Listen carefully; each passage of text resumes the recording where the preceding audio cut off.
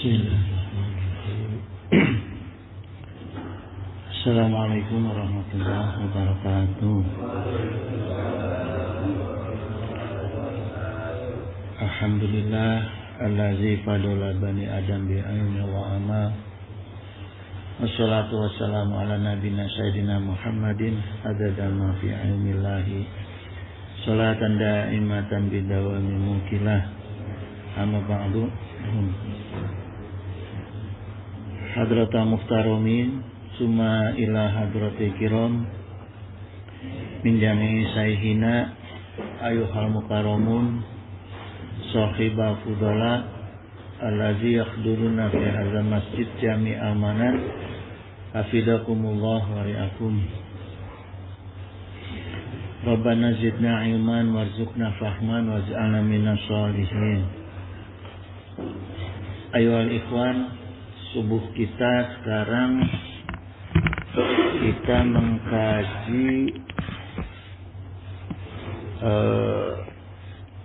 kajiannya ini saya kasih judul akidah dalam beragama, berakal dalam beramal. Jadi akidah dengan akal itu harus melekat.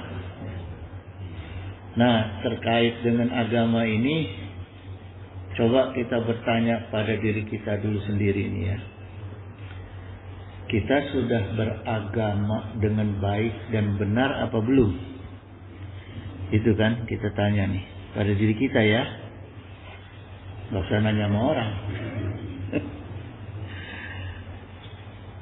Terus apakah agama yang kita jalani ini agama Islam atau bukan? Walaupun sudah bersahadat ya. Kalau ditanya kenapa harus Islam? Kan pertanyaannya nyambung terus. Kenapa harus Islam? Karena Allah berfirman inna dina indallahil Islam ya.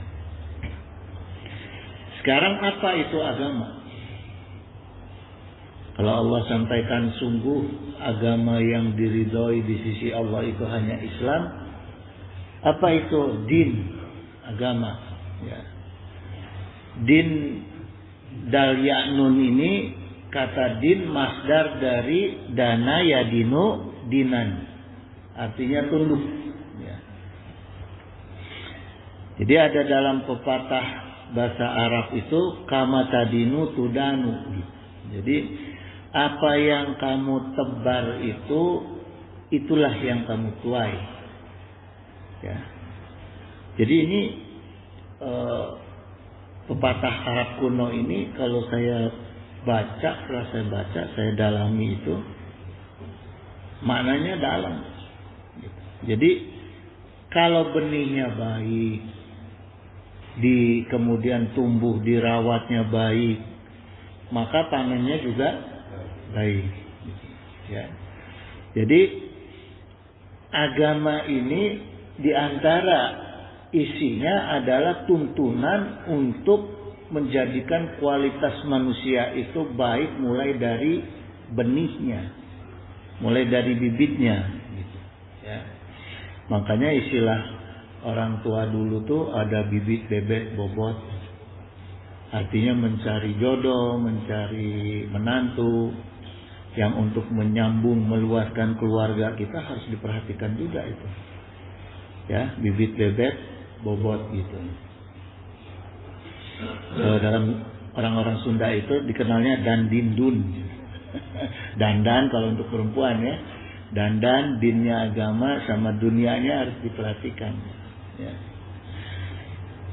Nah, setelah kita mengenal bibitnya dengan baik, ya tentunya kebiasaan kehidupannya juga harus menjadi baik. Apa sih? Gitu. Ya, jangan sampai bibitnya baik, tapi kemudian perjalanan hidupnya, amal hidupnya tidak baik gitu. Nah, itu kan jadi mubazir tuh. Maka diperlukan adalah lingkungan yang baik gitu. Ya. Nah, Bagaimana bisa menciptakan sebuah kebaikan dalam diri manusia? Harus dibentuk keikhlasannya, bukan purbanya. Jangan sampai purba orang itu. Orang kalau udah orang purba itu nggak kepake tuh. Orang yang pura-pura baik. Ya. Wa qala Nabi sallallahu alaihi wasallam, innallaha la yaqbalu minal amal ila ma kana lahu khalisan. Ya. Sungguh Allah tidak akan menerima amalan kita itu kecuali yang ikhlas. Gitu. Jadi pada kesimpulannya beragama itu harus ikhlas. Ya, itu yang penting. Nah, kemudian ada lagi pepatah Arab. Ini yang bisa kita pakai untuk menjadi tuntunan, ya, bisa menjadi dasar pemikiran lah. Ya. Din itu dalam bahasa Arab itu ada pepatah Arab yang menggunakan dengan istilah al-sultan wa al-qakhru. Din itu artinya din itu kekuasaan dan memaksa. Ya, ini kata din. Kata din itu digunakan juga untuk as-sultan wa al-qakhru gitu. Kekuasaan dan memaksa. Jadi kalau kita maknai kata din itu diantaranya adalah bahwa beragama itu harus bisa menguasai diri kita dan harus bisa memaksa diri kita. Ya, gitu. Jadi artinya yaitu sultah itu kekuasaan, qahru itu memaksa. Jadi ikhlas dalam beragama itu harus dipaksa. Jangan nunggu ikhlas. Nunggu ikhlas iraharek ikhlasnya. Ya, dimulai ikhlas diri kita itu ditanamkan ikhlas itu harus dipaksa. Harus dipaksa sehingga ikhlas itu bisa menguasai diri kita. Ya, dintu al-qauma katanya. Jadi artinya ikhlas itu harus bisa menguasai kaum itu. Ya. Itu jangan. Jadi jangan nunggu itu, jangan nunggu nunggu ikhlas aja dulu beragama, ya nggak bisa.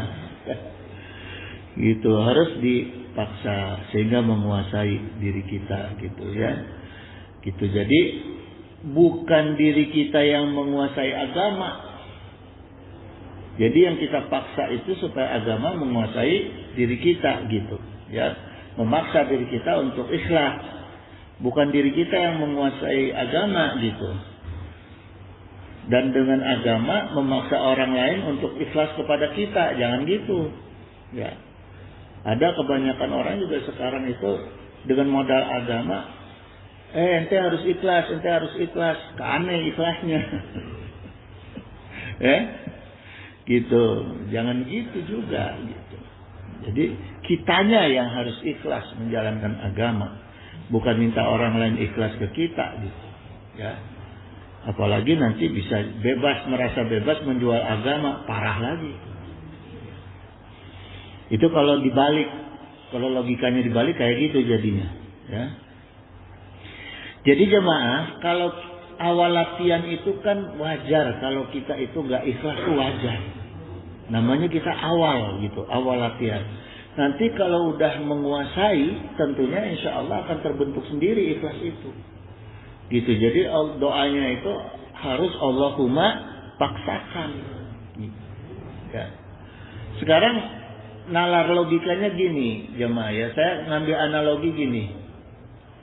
Ketika mutolaah ini saya pikirin gini, ya. Burung, ambil contoh nih. Burung itu kalau dia bisa terbang itu modal dia apa? Perlu nggak dia mempelajari teknologi untuk dia bisa terbang? Perlu nggak dia latihan berat untuk dia bisa terbang? Seekor burung tuh. Nggak perlu. Modalnya cuma dia paham, dia ikhlas bahwa dia itu diciptakan ke Allah sebagai burung. Itu aja.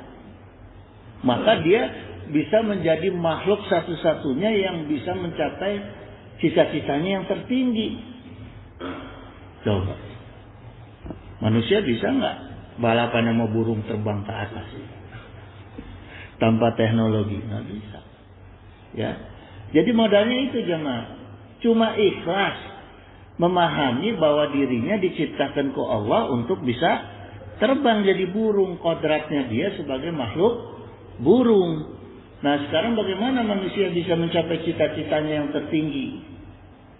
Tinggal dia memahami bagaimana dia diciptakan ke Allah. Tujuan Allah menciptakan dia apa? Nah itu ikhlaskan. Apa tujuan Allah menciptakan manusia? Wa ma khalaqtul jinna wal insa illa liya'budun. Ya. Nah kita paham itu aja. Kita ikhlas dengan itu. Tujuan Allah menciptakan kita itu untuk beribadah kepada Allah. Nah, baru penjabarannya nanti kita gali apa sih ibadah itu. Apa yang Allah inginkan dari ibadah kepada Allah itu dari kita. Ya.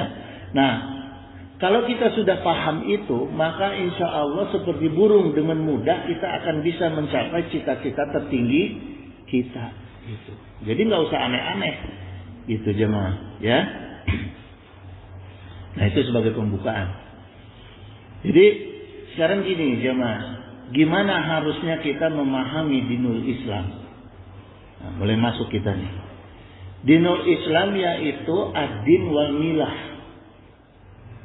Din itu tadi kita udah kupas, ya, agama itu, dan al-milah. Al-milah itu adalah sistem.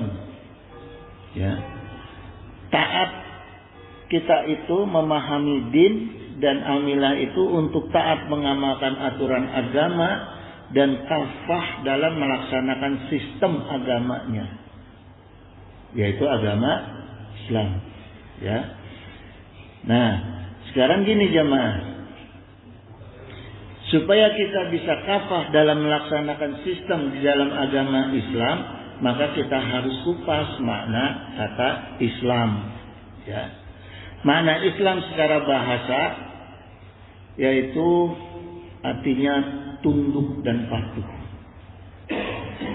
Aslama itu tunduk dan patuh. Ya.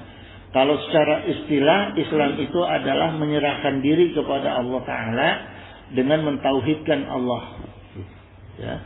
Berserah diri, tunduk dan patuh hanya kepada Allah. Kemudian makna Islam berdasarkan dalil Al-Quran, Allah Ta'ala menggunakan kata aslama atau Islam itu ya supaya kita itu takwa dan menghamba kepada Allah. Dan tawakal ya, tidak hanya takwa dan tawakal. Kalau takwa itu apa aja mah? Kalau tawakal kan katanya sama itu, tawakala masdarnya, ya. Asal katanya tawakala, artinya pasrah, yang menyerahkan diri pada Allah. Kalau takwa kita sering dengar kan, ittaqullah haqqa tuqatih, takwa. Setiap khotib itu mengingatkan untuk takwa. Apa takwa? Waqaitu nafsi fattaqwa. Jadi takwa itu sesuatu yang harus dipaksakan. Ya, waqaitu nafsi fattaqwa. Kalau kita menjaga diri kita, maka diri kita terjaga. Artinya takwa dimulai harus dari diri kita. Ada usaha. Kalau tawakal tinggal pasrah, tinggal berserah diri, itu tawakal gitu, ya. Kalau takwa nggak bisa, anak mah mau berdoa aja karena takwa, bukan gitu. Takwa itu harus ada amalnya, gitu, ya. Tidak cukup amalan hati, tapi amalan fisik, itu takwa, gitu, ya. Nah kemudian jemaah sekalian, ini saya kupas sedikit ya, buat pencernaan sedikit yang supaya kita bisa mencernanya itu secara mudah gitu, ya. Saya gambarkan sedikit ini secara sederhana anatomi daripada dinul Islam, ya, agama Islam. Jadi ad-din itu dinisbatkan kepada Allah Ta'ala. Ini anatominya jemaah. Jadi adin dinisbatkan kepada Allah Ta'ala. Ya. Adin itu sendiri, kenapa dinisbatkan kepada Allah Ta'ala? Karena adin itu sendiri mengajarkan ketaatan dan ketundukan kepada Allah. Maka harus Allah yang ngajarin. Harus Allah. Orang yang punya maksud, orang itu yang harus ngajarin. Supaya pas. Ya, makanya kalau bicara taat, Allah yang ngajarin. Kita buka Quran, gitu. Kita lihat pelajaran-pelajaran ketaatan dari Allah, adanya di kalamullah, yaitu di Al-Quran. Ya, jadi kalau belajar taat itu buka Al-Quran. Gitu. Kita nggak bicara kelanjutannya baru hadis. Ya, nah, kemudian dengan kita mempelajari ketaatan kepada Allah dari Al-Quran itu harus ada dibuktikan oleh kita. Dibuktikan caranya dengan taat kepada syariat Allah. Ya, Allah Subhanahu wa Ta'ala gitu. Nah, kemudian tadi al-milah. Ya, dinul Islam itu ada din dan milah. Milah itu dinisbatkan kepada Rasulullah SAW. Karena ini sistem. Kalau sistem nggak perlu pimpinan yang mengajarkan, pimpinan tertinggi nggak perlu. Sistem itu ada anak buah. Di antaranya para nabi dan rasul. Ya, kenapa harus anak buahnya, harus para nabi dan rasul? Karena yang menjelaskan kepada manusia harus manusia. Makanya nabi dan rasul dari kalangan manusia, nggak diangkat dari malaikat dengan jin, nggak nyambung nanti. Zatnya aja udah nggak nyambung, apalagi alam pikirannya. Ya, makanya bicara sistem agama harus rasul, nabi, karena dia manusia, gitu. Ya, ini milah, mengajarkan sistem fondasi Islam yang ada di dalam akidah. Bagaimana kenapa harus manusia yang ngajarin akidah? Karena dia yang ngerasa. Kalau dia ngerasa, dia bisa menularkan. Kalau yang nggak dia rasa, dia nggak akan bisa menularkan. Itu akidah, ya, sistem itu. Kemudian syariah dan akhlak. Nah, ini Nabi, Rasul yang mengajarkan kepada kita, ya. Lewat apa? Lewat ilmunya untuk menerapkan akidah syariah akhlak. Ilmunya akidah itu tauhid, syariah itu fikih, akhlak itu tasawuf. Nah, inilah agama Islam. Dengan mempelajari 3 basic ilmu ini, maka terbentuklah akidah syariah akhlak, yaitu fondasi Islam. Ya, gitu. Kemudian mazhab jemaah, turunannya daripada hadis tadi yang dibawa oleh Rasulullah, ya, untuk mengenalkan kita mendalami akidah syariah akhlak lewat ilmunya tauhid fikih tasawuf. Ada turunannya yang lebih mendetailkan lagi dari hadis itu, yaitu mazhab. Ya, mazhab itu dinisbatkan kepada mujtahid, kepada ulama. Ya, tidak cukup kepada Rasulullah, harus kepada mujtahid atau ulama. Ya, tugasnya menjelaskan keseluruhan makna fondasi Islam yang dimaksudkan di dalam ayat-ayat Al-Quran dan hadis. Itu tugasnya mujtahid, ya. Untuk apa? Untuk menjadi aturan hidup manusia yang sempurna dan menyeluruh. Tidak hanya sekedar sempurna, tapi juga lebih detail lagi, lebih menyeluruh lagi, ya, di semua aspek. Di semua aspek. Kenapa di semua aspek? Karena bumi berputar, waktu berputar, saat berkembang, ya. Pola hidup manusia, cara berpikir manusia berkembang. Di sinilah perlu ulama. Ya. Perlu ijma. Perlu ijma, lebih detail lagi perlu kias, gitu. Karena berkembang terus. Cara hidup manusia berkembang, waktunya berkembang, ya, ilmunya juga harus berkembang, gitu. Makanya ada fikih kontemporer, gitu, ya. Nah, untuk apa? Untuk tetap menjaga keyakinan dan pemikiran serta akhlak dan perbuatan manusia, yaitu diperlukan ulama. Kalau Rasulullah udah meninggal, siapa yang jaga? Ulama. Inna ulama warasatul anbiya. Tapi jangan salah, ulama ada dua. Ada ulama su'un, ada ulama husnun. Jangan lihat pedoman ke ulama su'un, tambah hancur kita. Harus cari ulama yang husnun, ya, ulama yang baik gitu. Nah, gitu jemaah. Jadi itu tadi saya bicara mengenai anatomi dinul Islam, ya. Sekarang kita kupas milahnya atau sistemnya, ya. Ini saya nulis ini mikirnya lama karena harus dibuat singkat. Ya, harus dibuat singkat dan bisa dimengerti. Sekarang kita kupas milah dalam sistem Islam, ya. Selama ini yang kita kenal dari para ustadz dan kiai, ya, yang tadi saya sudah jelasin, fondasi Islam itu akidah, syariah, akhlak, ya. Nah, sedangkan wahyu pertama yang diturunkan oleh Allah Subhanahu wa taala kepada Rasulullah SAW bunyinya apa? Iqra bismi rabbikal ladzi khalaq. Ya.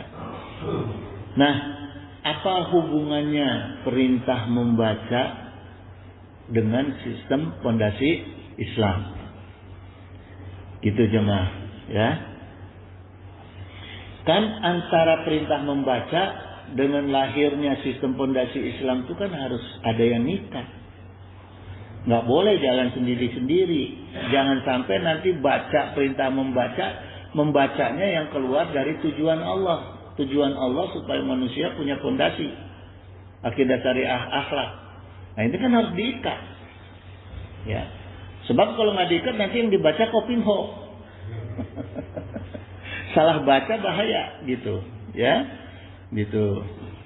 Nah, harus ada alat ikatnya, jemaah, ya. Adinu huwa al-aqlu. Ini Rasulullah katakan nih.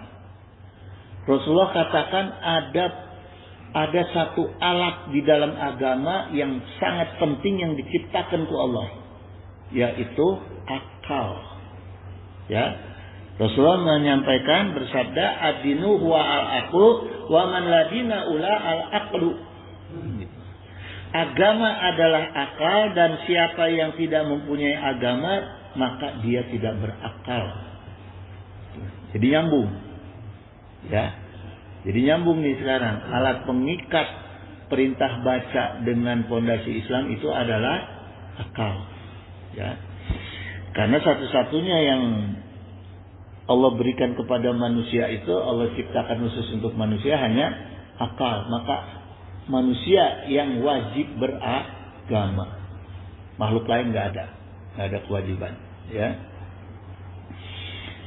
Jadi kalau kita mutola'ah jemaah, kalau kita pikirin, satu-satunya agama yang memenuhi tujuan Allah menciptakan akal manusia itu hanya agama Islam.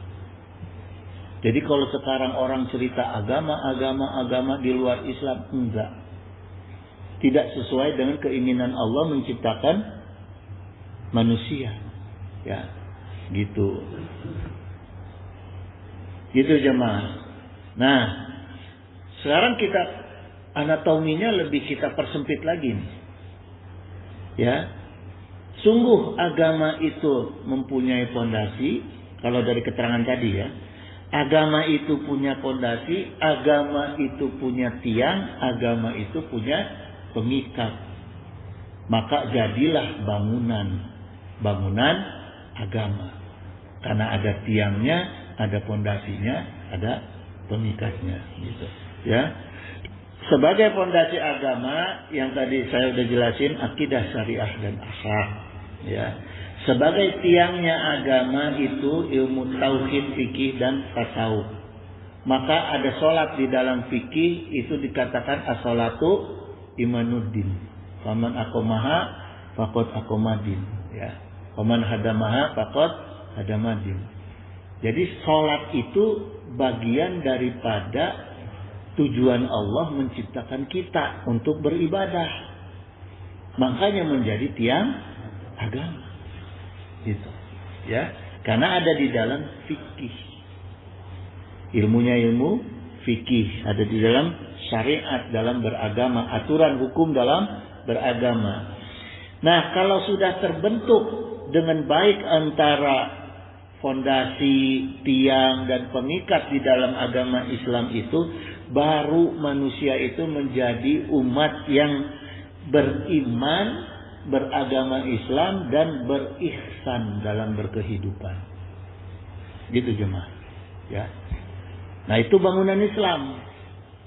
Baru itu jadi itu bangunan Islam. Itu yang Allah inginkan. Apa yang Allah inginkan? Manusia itu beriman kepada Allah, bersyariat agama Islam, dan berihsan dalam berkelakuan. Jadi nggak bisa ngaku Allahu Akbar, beriman kepada Allah, ya, sholat bener, rajin, akhlaknya nggak bener, nggak bisa. Harus nyambung tiga-tiganya, ya. Jadi jangan ngaku berislam kalau nggak nyambung tiga-tiganya, ya.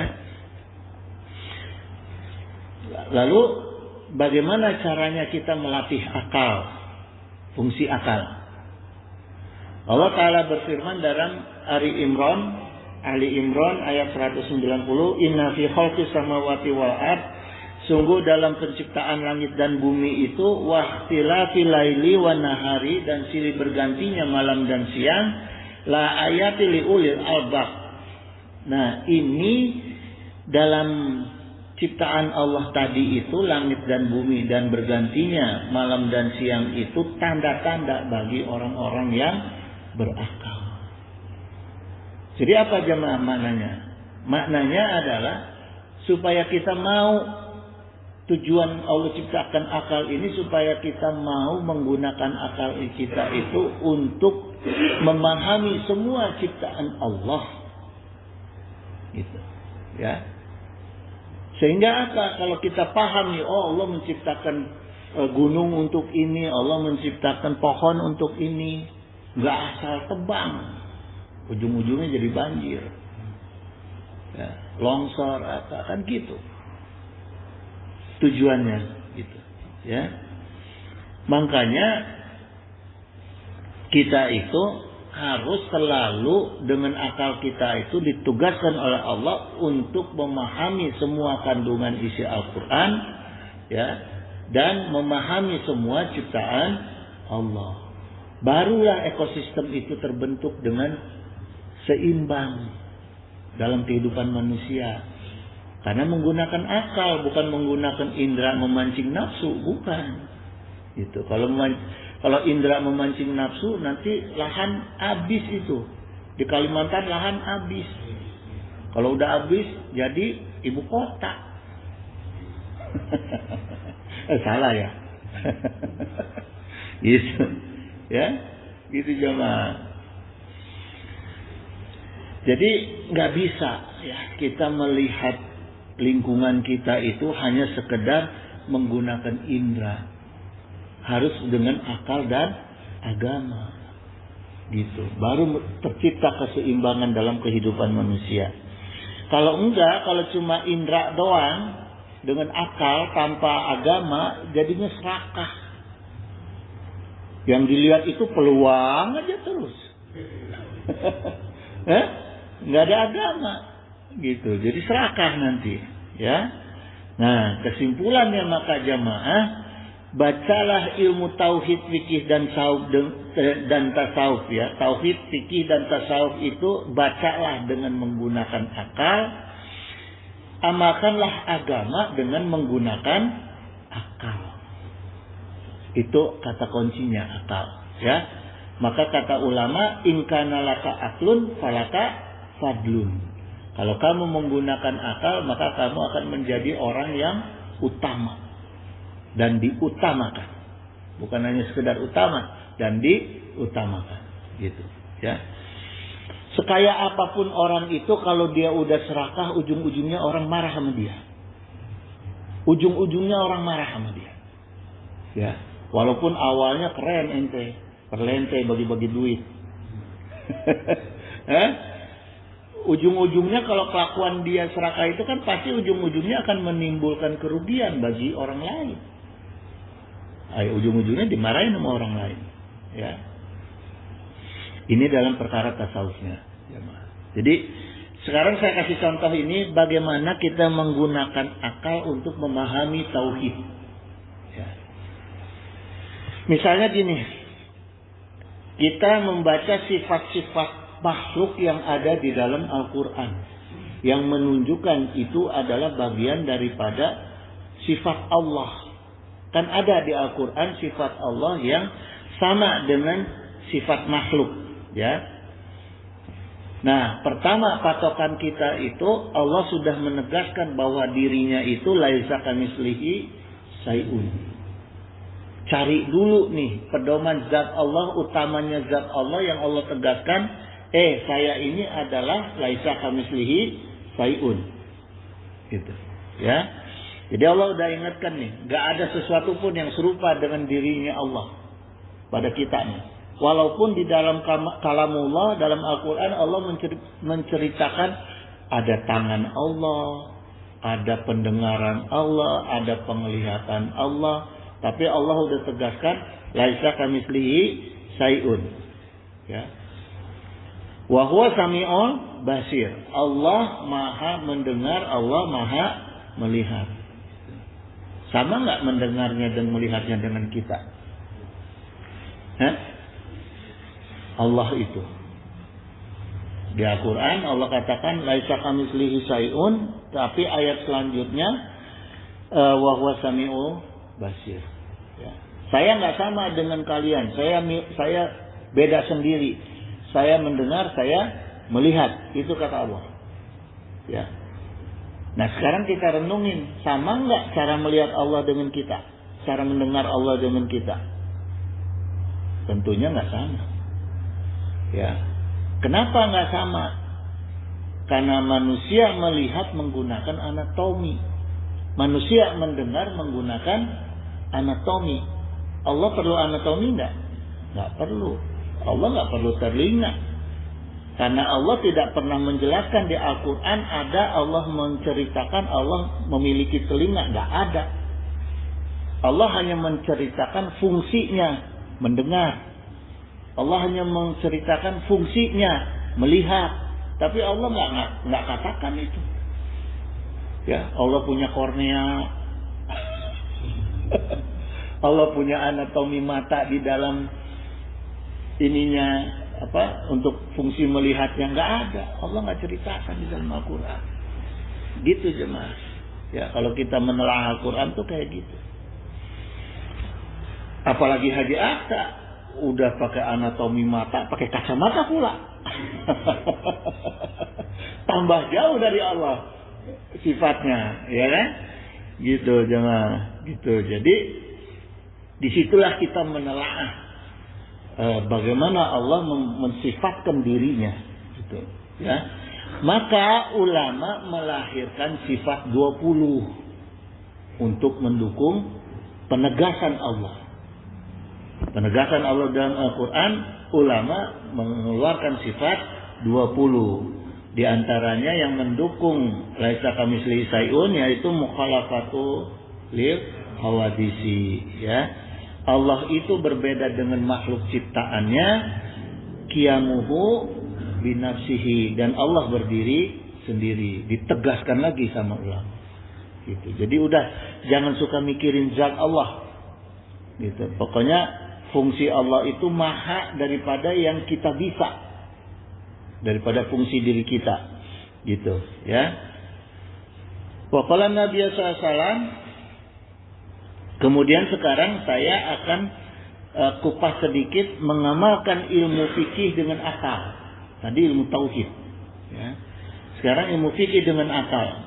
Wa qala Nabi sallallahu alaihi wasallam, ya, rufi'al qalamu an salasatin, ya. Diangkat pena artinya tidak dikenakan hukuman atau dosa ya atas 3 kelompok manusia. Ditegaskan oleh Rasulullah SAW. Anina ini hatta yartaikido. Ya. Orang-orang yang tidur sampai dia bangun. Pertama. Yang kedua wa anisogiri hatta yaktalima gitu. Anak kecil sampai dia balik. Balik itu mimpi basah. Kayak apa mimpi basah, Pak? Bangun tidur keringetan. Gitu. Ya. Gitu. Wa anil majnuni hatta ya'tila. Nah, keseluruhan itu intinya adalah orang gila sampai dia berakal. Orang yang majnun sampai dia berakal. Jadi pada intinya orang-orang itu kan dia tidur berarti akalnya tidak berfungsi. Masih kecil akalnya tidak berfungsi. Maka anak kecil jangan suka dicarekan. Dikasih tahu boleh, dimarahin jangan. Karena akalnya belum berfungsi sempurna. Gitu. Ya. Itu. Kemudian orang majnun jangan dimarahin. Orang majnun nabok kita tabok lagi. Majnun juga sama. Gitu. Ya. Gitu. Jadi tidak ada hukum sampai orang itu akalnya berfungsi dengan baik. Gitu. Ya. Gitu jamaah. Nah, makanya fikih itu harus dengan berakal. Sekarang saya coba ini ke bapak-bapak ya, tes akal fikih ini. Kita wudu. Setelah wudu, punten ya, setelah wudu hitut. Wudu lagi nggak kita? Wudu lagi. Diusap nggak tempat keluar hitut nggak? Masuk akal nggak?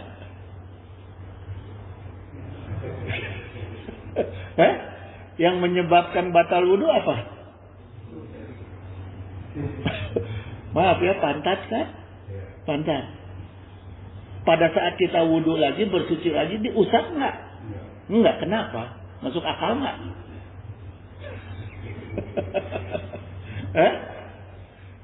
Coba.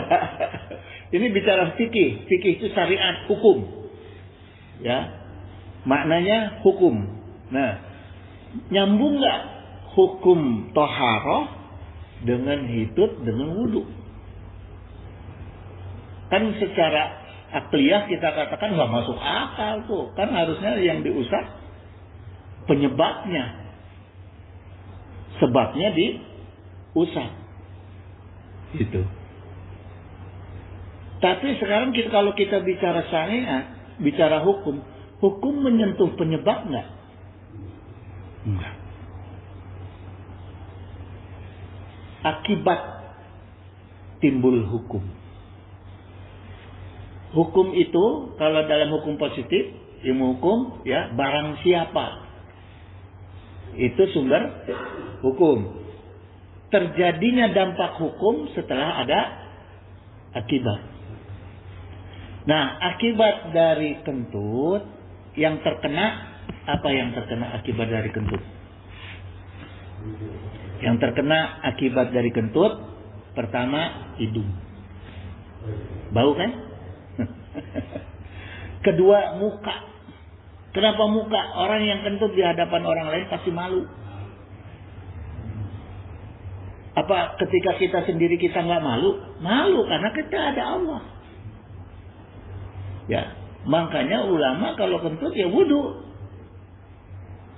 Memperbaiki akibat yang ditimbulkan oleh situ tadi. Gitu. Ya. Jadi nggak perlu ininya diusap-usap. Hese tuh. Ya, gitu. Jadi kita perbaiki.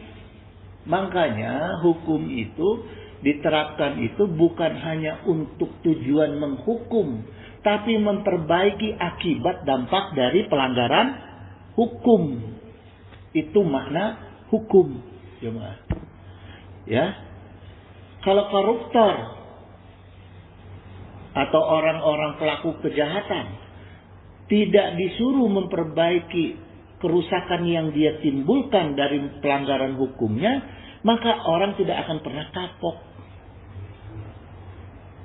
Nggak akan pernah kapok.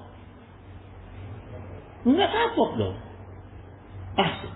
Gue nggak disuruh memperbaiki kok.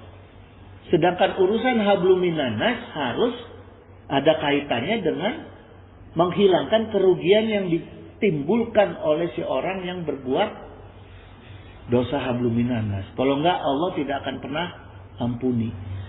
Itulah makna kita cerita hukum wudu, bab toharoh, jemaah. Ya, kan kelihatannya sepele ya. Kelihatannya sepele. Saya ngaji sama ibu-ibu gerer aja cerita itu. Ya, gitu jemaah. Makanya gini jemaah sekalian, segala sesuatu itu perlu akal tuh di situ. Akal harus berdampingan dengan agama. Tidak hanya sekedar akal berdampingan dengan indera, gitu. Ya, supaya kita punya tuntunan. Rasulullah SAW itu pernah ditanya oleh istrinya, Sayyidah Aisyah, wahai Rasul,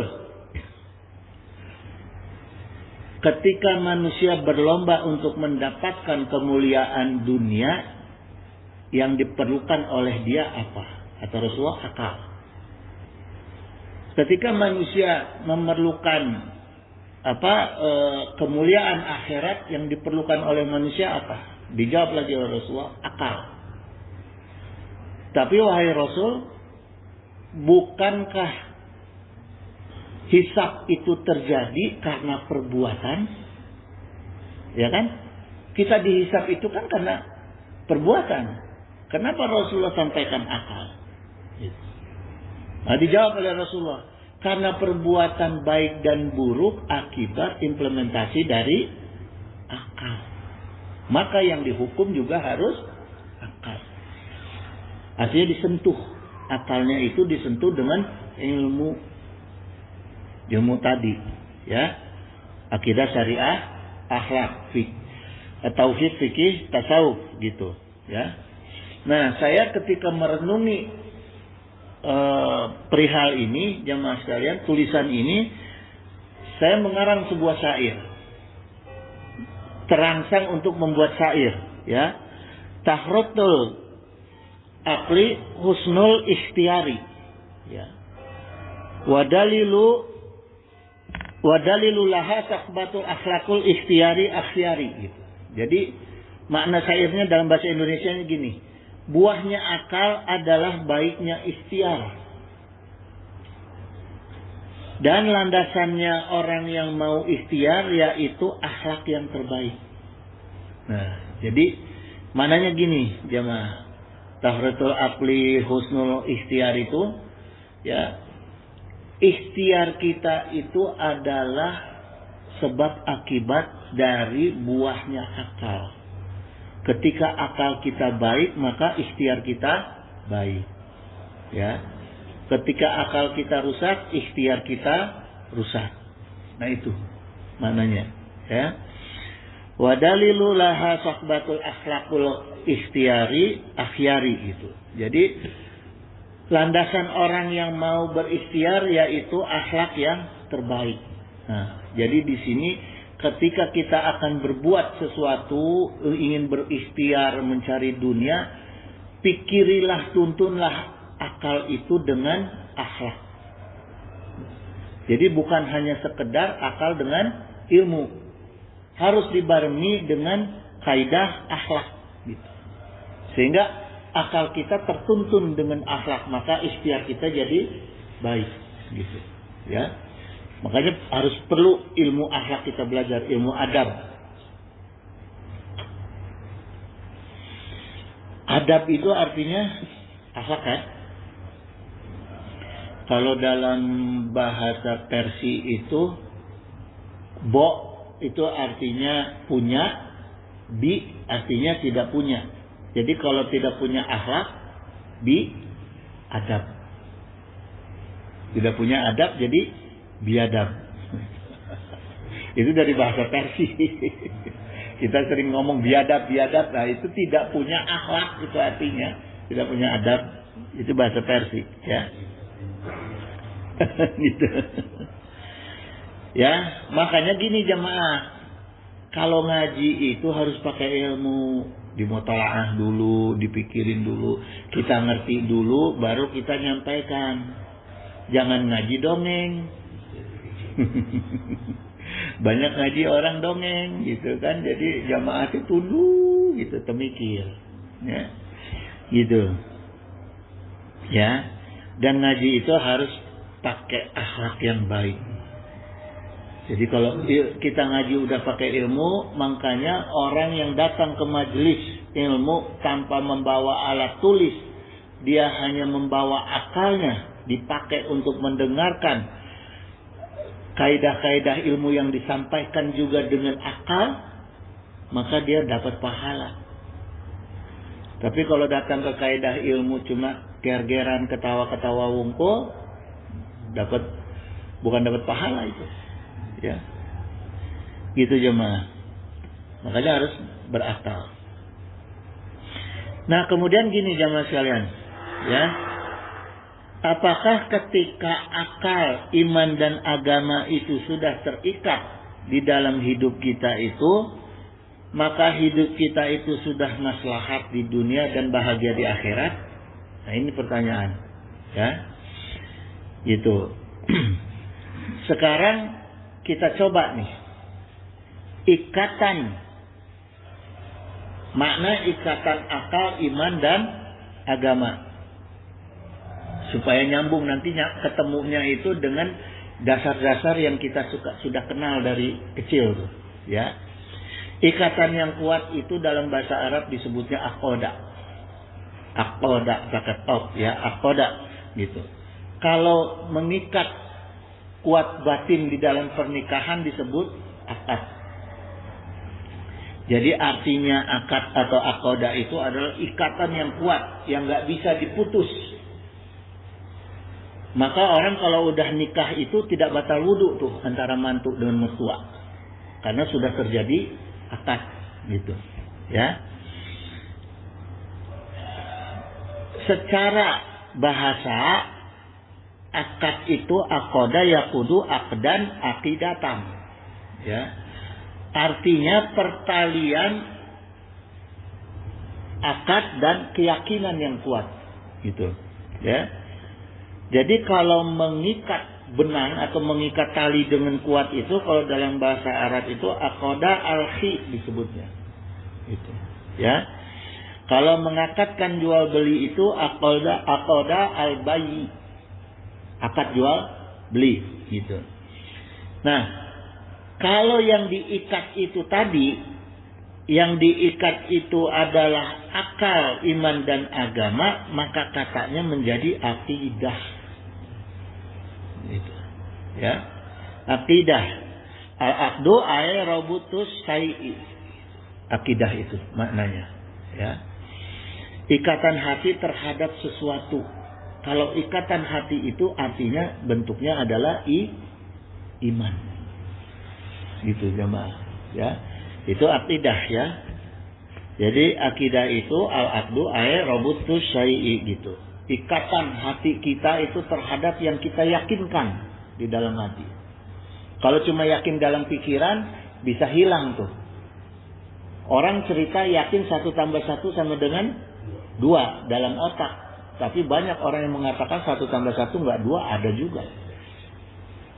Karena otak yang meyakinkan, bukan akal, ya, bukan hati, bukan iman, gitu. Maka akidah itu adalah ikatan kuat antara akal, iman dan agama di dalam diri kita. Itulah akidah, gitu. Jadi orang cerita akidah maknanya belum tentu paham. Ya. Nah sekarang jadi paham kita apa itu akidah, bedanya akidah dengan iman, gitu, ya. Akidah itu adalah pengikat antara iman, akal dan agama di dalam diri kita. Itulah akidah, ya. Karena gini jemaah sekalian, kita sampai jam berapa sih nih? Udah 5:30 nih. Kita sampai jam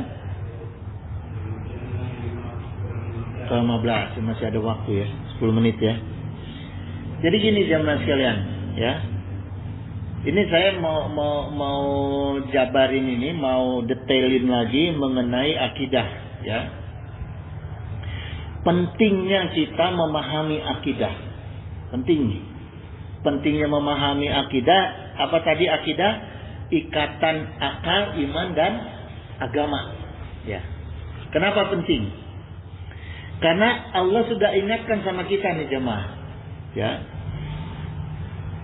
Wa qala Allah Ta'ala wa in tuti asyara man fil ardi, jika kamu menuruti kebanyakan orang di muka bumi ini, ya.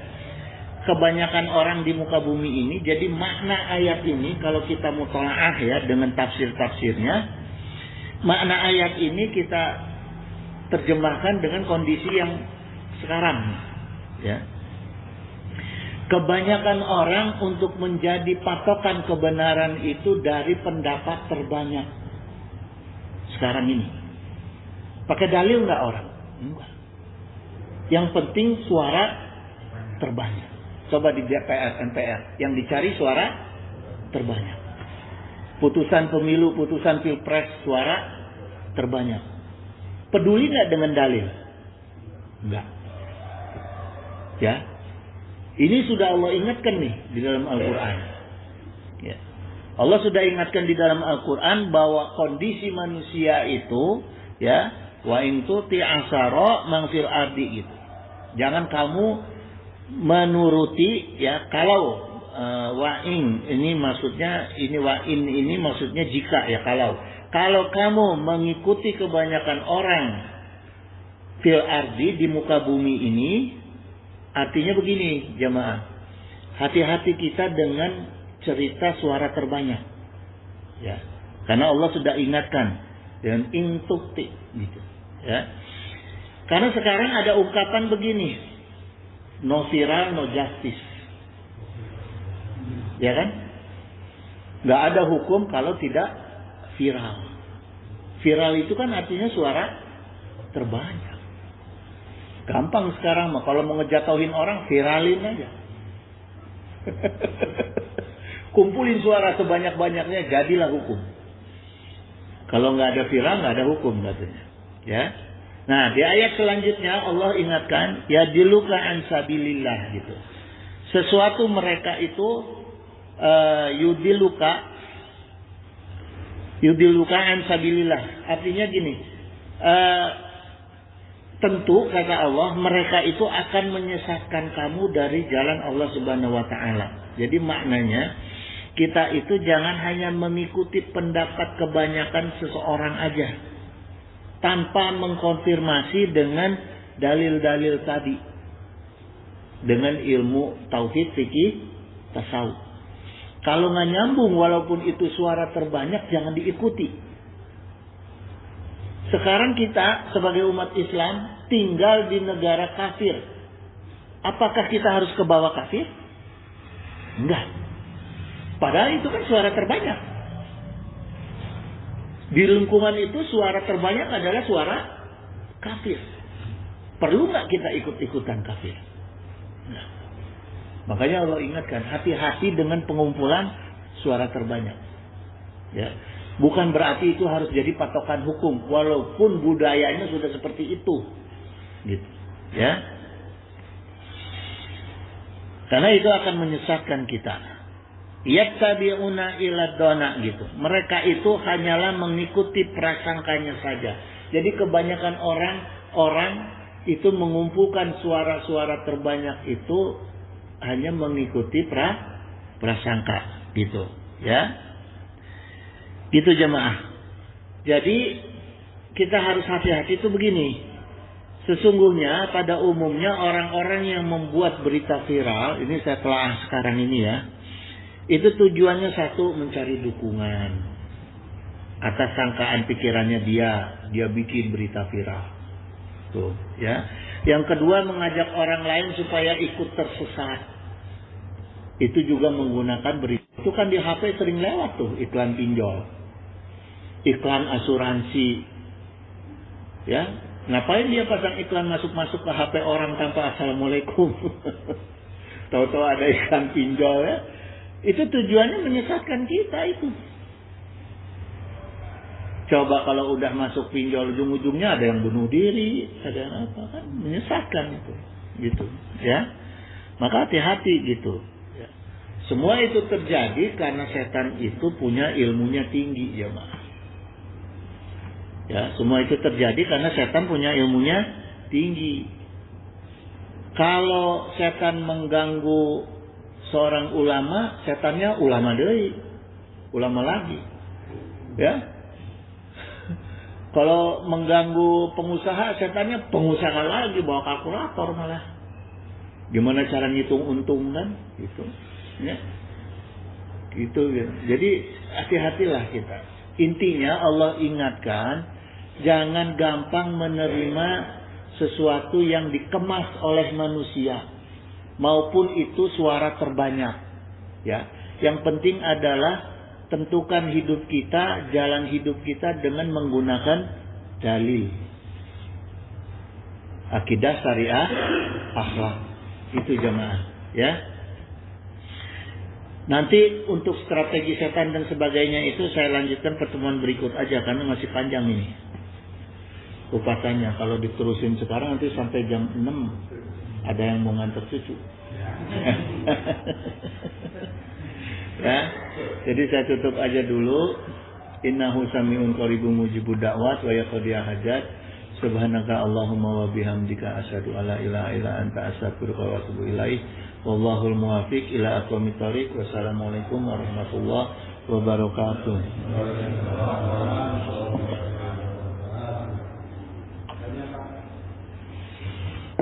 Iya, enggak.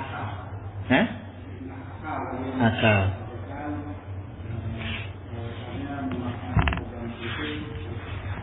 Iya.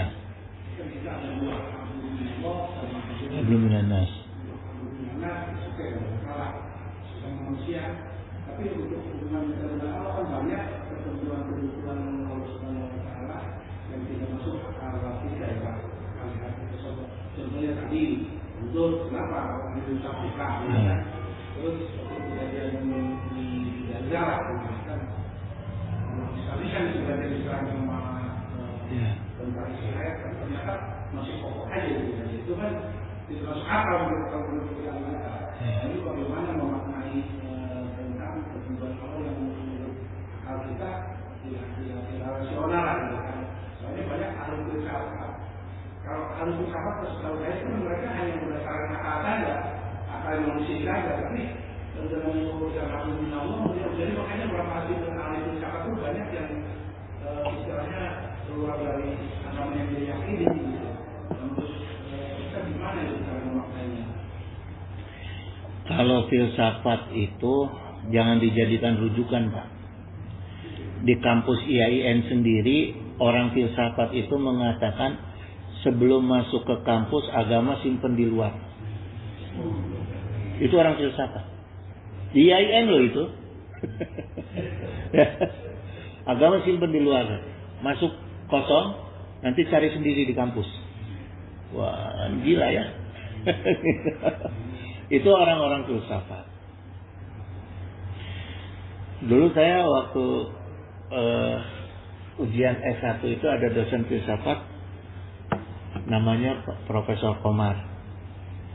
Dia tanya sama saya, kamu yang penting jangan minta B atau A.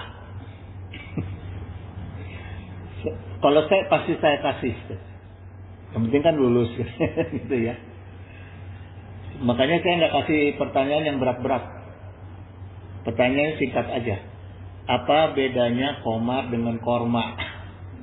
Itu dosen filsafat, Pak. Pertanyaannya. Ya. Karena dia menyepelekan mahasiswanya, jangan minta B, jangan minta A, kata C aja. Dia pikir pertanyaannya susah, enggak. Kalau dia pakai filsafat, pertanyaannya jawabnya juga pakai filsafat, kan gitu. Ya. Jadi maknanya gini, ini kembali ke pertanyaan tadi.